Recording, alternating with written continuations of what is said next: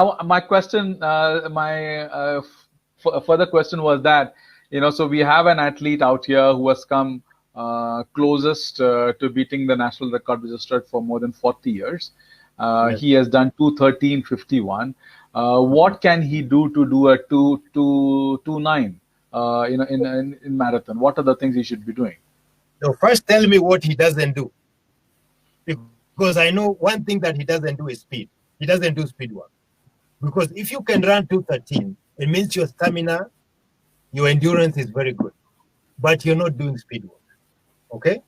If he can change his way of doing speed work, he can improve in the 2:13.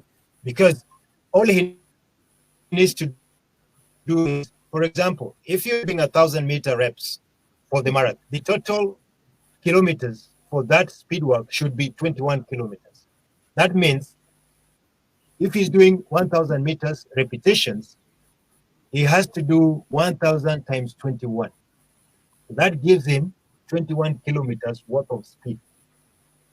If he's doing 400, 800 is the same. You just add up, cut the 42 into half, and be able to get that kind of frequencies. And he should be able also to start his frequency with 200. 200 is very good. It's very hard for a marathon runner, but it's very good in sharpening the speed over a longer distance. The way speed works, if you train on a good tartan track, the frequency is very sharp and very precise.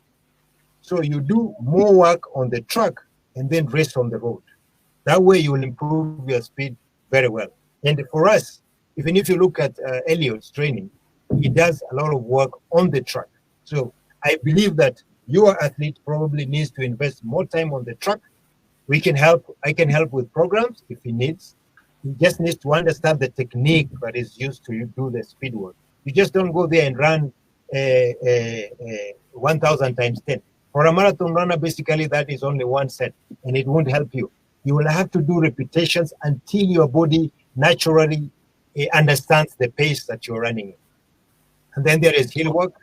You'll have to do hill work in like, for example, when you're doing long runs, you include very hilly areas to develop your muscles. And of course, you also need to do strength work.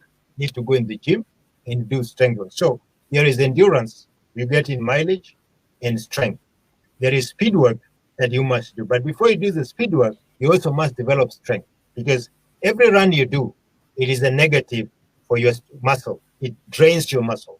So you have to have specific days where you go to the gym. You don't have to necessarily do the weights, but you can do push-ups, you can do dips, you can do pull-ups, rear chin and core and back, all those kind of exercises you can do. So that now brings you to the core training for the physique itself.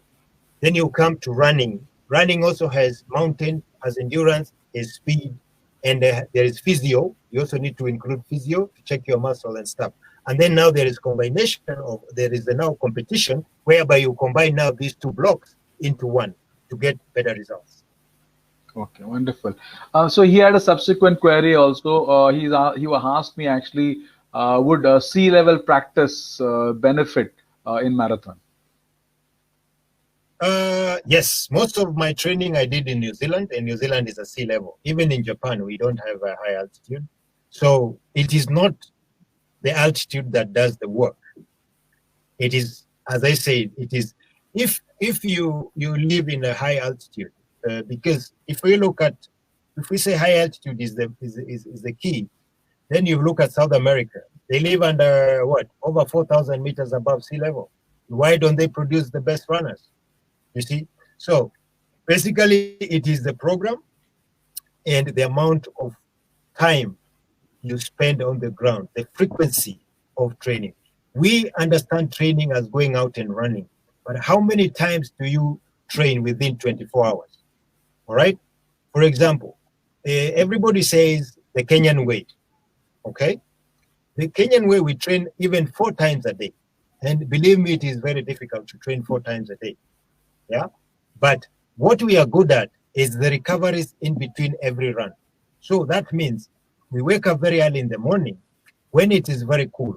So if you do 1 hour run or 1.5 hours run very early in the morning, You come back at 7 o'clock. Until 9 o'clock or 8:30, you have 1.5 hours to rest. So before it gets hot, you do relatively not too much, but just an easy run. You can do an easy 10K or even 8. Then you have lunch. Then again after lunch, you can do conditioning. You actually do something. So that energy consumption, to be able to divide your time within a day, it is the key into performing better.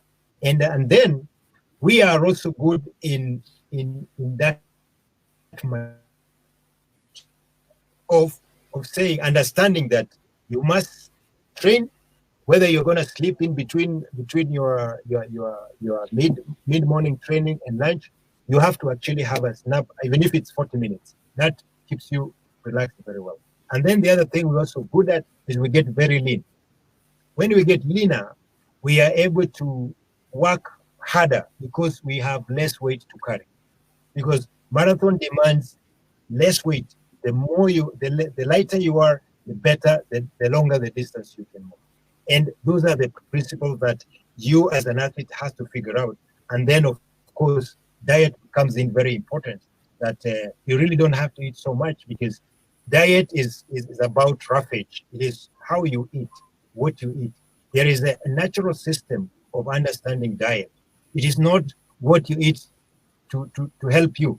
It is how the energy is distributed. If you eat protein, they will take 8 hours to digest. So you don't need protein that much. If you have to have protein, you must have them early in the morning, because they take 8 hours. But that means if you take protein in the morning, before mid-training, you still have digestion going on because it's protein. So you need to eat foods that will help you. That if you eat carbohydrates, like for example, for us, we don't eat when we wake up in the morning. You wake up straight, 4 in the morning or 5, you go straight to run, and you can run anywhere up to 2 hours without a single food thing to eat, even without water. Okay. What that does, it basically consumes the previous energy that you had in your body. So you are negative at that point, right? Now, when you come to eat breakfast, you will eat breakfast, which will go negative.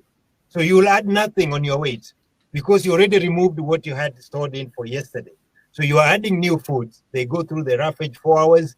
They go back to the storage. The storage is empty. You are negative. So until breakfast, you have nothing to save.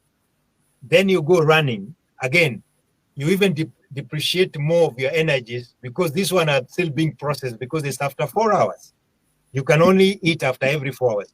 So when you come to lunch is when, again, you have depleted what you had eaten. Then lunch comes in, again goes down.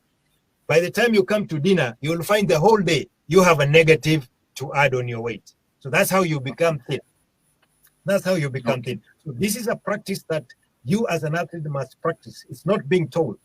You might love meat. You might love so many things. But even if you don't eat meat, you have vegetable protein. They all serve the same. Like you have beans will serve the same as protein. So what you need to do is to understand that the body does not understand that you eat beef or you eat chicken or you eat what. It only understands the chemistry word, which is protein, starch or carbohydrates, fruits, veggies, and sugars, and the fats. Those are the chemistry words that the body understands. So for you as an athlete to consume what you're consuming, you must take in mind that how many hours am I going to train?